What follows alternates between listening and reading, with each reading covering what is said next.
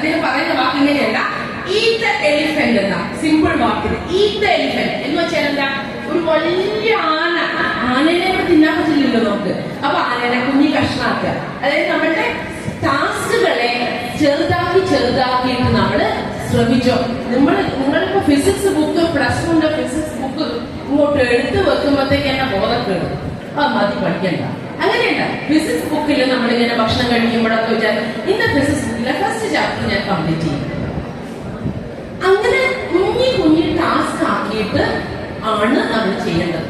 എനിക്ക് നിങ്ങളോട് പറയാനുള്ളത്, ഈ ഒരു അവസരത്തില് ഞാനിപ്പോ ഖസാനിൽ വർക്ക് ചെയ്യുമ്പോൾ ഖസാനിൽ ഈ വർഷം ആദ്യമായിട്ട് കോൺസുലേറ്റ് തുടങ്ങിയിട്ട് അവിടുത്തെ കോൺസുലേറ്റ് ജനറൽ അല്ല, അതിന്റെ തൊട്ട് കാണാം അറ്റാഷെ എന്നൊക്കെ പറയുന്നത്, അതിലൊരു മോളാണ് കേട്ടോ. മോളാണെങ്കിൽ നമ്മൾ മാഡം എന്നാണ് വിളിക്കുക. 26 വയസ്സുള്ള നിങ്ങളെ പോലത്തെ ഒരു കുട്ടി. എനിക്ക് നിങ്ങളോട്